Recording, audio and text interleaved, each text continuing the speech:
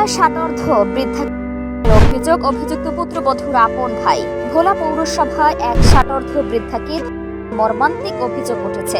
অভিযুক্ত যুবক ও ভুক্তভোগীর পুত্রবধূর আপন ছোট ভাই সজীব তেলি। বর্তমানে ভুক্তভোগী নারী অতিরিক্ত ধরনের কারণে আশঙ্কাজনক অবস্থায় হাসপাতালে চিকিৎসাধীন। পরিবার সূত্রে জানা গেছে, ভুক্তভোগী বৃদ্ধার স্বামী এবং তার একমাত্র ছেলে প্রবাসী। তিনি কালীখোলার বাসায় তার পুত্রবধূর সাথে থাকতেন। শনিবার রাতে পুত্রবধূর ভাই সজীব তেলি তাদের বাসায় বেড়াতে আসেন। রাতের খাবার শেষে তারা সবাই আলাদা আলাদা কক্ষে ঘুমাতে যান। অভিযোগ অনুযায়ী রাতের কোনো এক সময় সজীব ওই বৃদ্ধাকে ধরে অতিরিক্ত ধরন শুরু হলে বৃদ্ধা কাউকে কিছু না জানিয়ে স্থানীয় এক নার্সের কাছে যান এবং ঘটনাটি খুলে বলেন। খবর পেয়ে পুত্রবধূ দ্রুত সেখানে যান এবং শাশুড়ির অবস্থা গুরুতর দেখে তাকে হাসপাতালে নিয়ে যান। ভুক্তভোগীর পুত্রবধূ নিজেই এই ঘটনার তীব্র নিন্দা জানিয়ে অভিযোগ করেছেন যে তার আপন ছোট ভাই সজীব তেলি এই জঘন্য অপরাধের সাথে জড়িত। ভুক্তভোগীকে বর্তমানে ভোলা 250 শয্যা জেনারেল হাসপাতালের গাইনি ওয়ার্ডে ভর্তি করা হয়েছে। অতিরিক্ত কারণে অবস্থা আশঙ্কাজনক।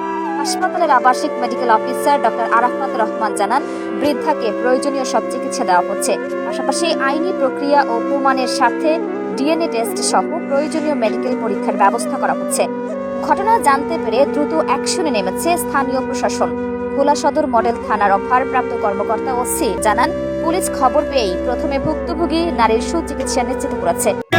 আমরা রাত্রিবেলা ঘুমাইছি, তো আমার শাশুড়ি, আমি ঘুমাইছি আমার রুমে, শাশুড়ি বুঝছেন, আর যে এটা করছে ও আমার ভাই, বুঝছেন, ও রুমে ঘুমাইছে। তিন রুমে ঘুমাইছি। তারপর এখন ভোর 5টার দিকে 2টার দিকে আমি একবার ঘুম থেকে উঠছি, বৃষ্টি হয়েছে, তখন কারেন্ট ছিল না। বৃষ্টির মতো উঠে বাথরুম টাথরুম গেছি, ওনারাও দেখছি যে শুয়ে আছে। তারপরে রাত্রে ভোর 5টার দিকে আমার একজনে ফোন দিয়েছে। উনি কি করছে, ওনার এরকম অবস্থা চলছে, আমি ডাকেও না, কিছু না, আমি জানিও না।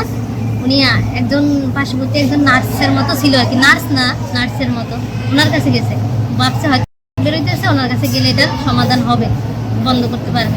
তো ওনার কাছে গেছে, কিছু হয় নাই। তারপর পাশে অন্য মানুষ ছিল, ওনারাই আত্মীয় স্বজন, আমার পিসি শাশুড়ি হয়। 5টা বাজে বলার পরে আমি এগুলো শুনে তাড়াতাড়ি চলে গেছি। চলে যাওয়ার পরে বন্ধ করতে পারিনি, অনেক বড়ভাবে অনেক ইয়ে করছি পারিনি। তারপরে এই জায়গায় হসপিটাল নিয়ে আসি। সকাল 8টার সময় আসার পর সিস্টার রোগীটাকে দেখে রিসিভ করে এবং তার ইতিহাস জানে উনি বলছে যে পড়ে যে তার আসতেছে।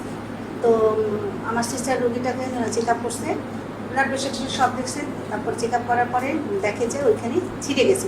তো উনি প্রথমে বলছে যে পড়ে গিয়ে ছিঁড়ে গেছে, এই ধরনের একটা যাই হোক। তো সিস্টার সকালবেলা যেহেতু টিয়ার ছিঁড়ে গেছে, ওইটা রিপেয়ার করছে। আর ইমার্জেন্সি থেকে যে ট্রিটমেন্ট দিচ্ছে, ইঞ্জেকশন, স্যালাইন, অ্যান্টিবায়োটিক, ওগুলো সবই চলতেছে। এই আর পরবর্তীতে জানা যায় যে রোগীটা কেস আমাদের এখানে কর্তব্যরত পুলিশ যে আছে উনি আসেন এবং অন্যান্য এসে এবং পরবর্তীতে তদন্ত হয় যে এটা।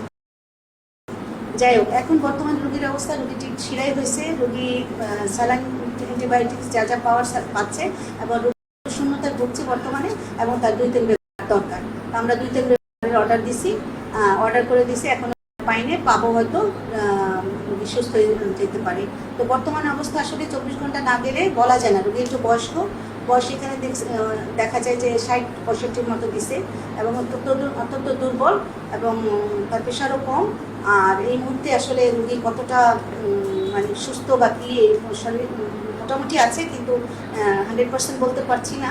তো 24 ঘন্টা যাক, ট্রিটমেন্ট সঠিকভাবে পাক, তারপরে তো আশা করি রোগী হয়তো ভালো হয়ে যাবে।